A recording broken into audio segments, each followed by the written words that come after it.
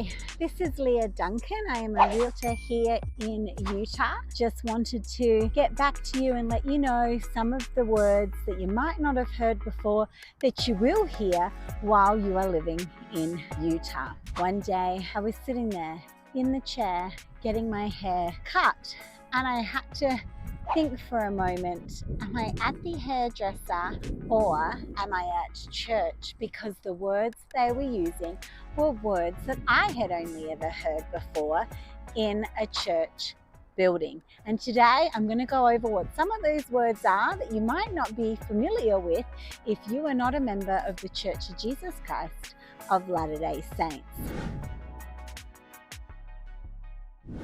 So, first word is award. You will hear this word often when you're living in Utah. A ward is not actually like a mental hospital, the ward that you're in. It's not the pregnancy ward. It's nothing to do with a hospital ward. What a ward is it's like a boundary. It's the neighborhood in which you live, which makes up the congregation of your church. So in my ward, we only have 5 streets that actually make up our ward. Back in Australia, we would have 6-mile radius or something, which made up a ward. But here in Utah, there is very, very high concentration of members of the church. So in some areas, I'm in Provo, only takes a few streets. There's another word, steak. It's not a steak that you eat. This steak is spelled differently, and what it means is it is like about 7 wards.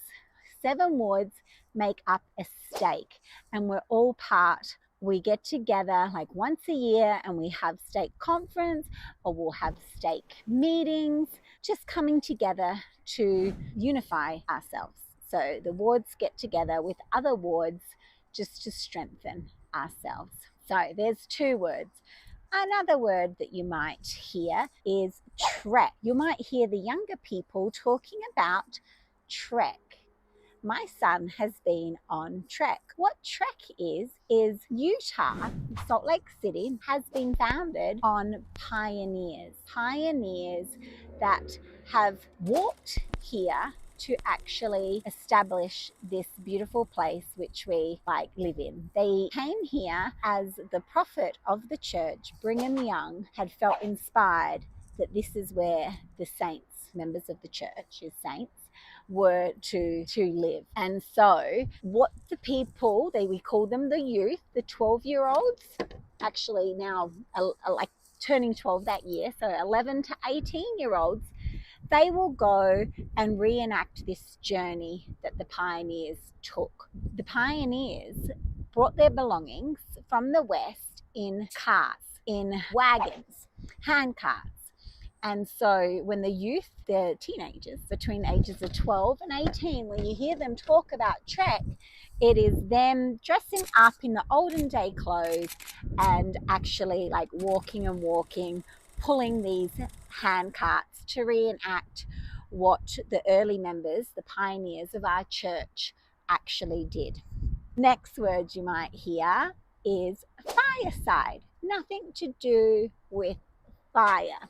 This is a meeting that we have about 7 o'clock at night, and there's just singing and there's just some talks that are given. That's all that a fireside is. Another word that you might hear is FSY. This is for the strength of youth. In Australia, it was called SFY, especially for youth. The name has been changed and it's called FSY. Another word that you might hear is a BYD. Maybe your kids will hear that word.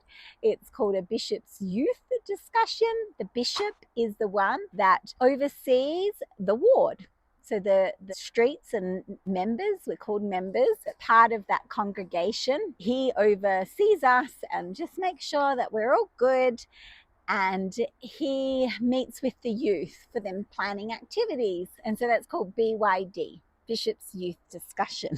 Some other terms that we have that you might hear is Relief Society. Relief Society is a women's organization, and so it's all women 18 and older that meet together like twice a month on a Sunday to just strengthen each other's testimonies and share their experiences and learn together. And we will also have game nights or different activities as well where we get together. If you want to know more about Relief Society, we can discuss that more. You might also hear Young Women's Leaders. This is the girls at church from the age of 11 to 18 are called Young Women.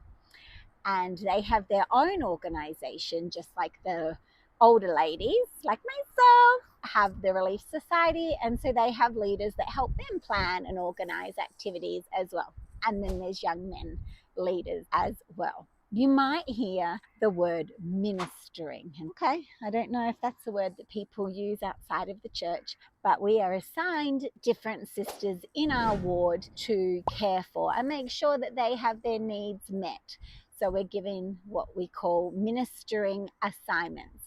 Might just be dropping off some cookies to them. It might be going out for lunch, sending them a text message, just so everybody is cared for and looked after. Another word is that you might hear people calling each other by their last name. So I'm Leah Duncan, but you might hear me called Sister Duncan. I'm not their sister, but it's just a term that we use in Utah and in other parts of the world at church as well. And the brethren, the men of the church, are called brother, and then their last name. So sister and brother. It's probably more the younger people that you might hear say that, but you know, there's some people on my street that I do call brother and their last name and not their first name, because I'm used to they teach my children, and so I'm just used to that terminology. Another one for now, I'll just give you a couple more and I think you've heard enough, is General Conference. Twice a year, April and October, we hear from the leaders of our church, from the apostles and the prophet at General Conference. This meeting is held in Salt Lake City in the conference center, and it's broadcast. So you will hear people talking about General Conference. Another last one we will talk about is primary. Primary is for children that are 3 years old until 11 years old. There's some terminologies and some words that you will hear when you're living here in Utah. Please be aware that it's a welcoming place. You don't need to be a member of the church to live here. A religion is not pushed on you at all. I feel like you can be invited to activities, come to activities, and there's no pressure to join. That's all for now. Signing off. You can inbox me and ask me questions. I am always happy to discuss the Church of Jesus Christ at Latter-day Saints. Short abbreviation is LDS or Mormon.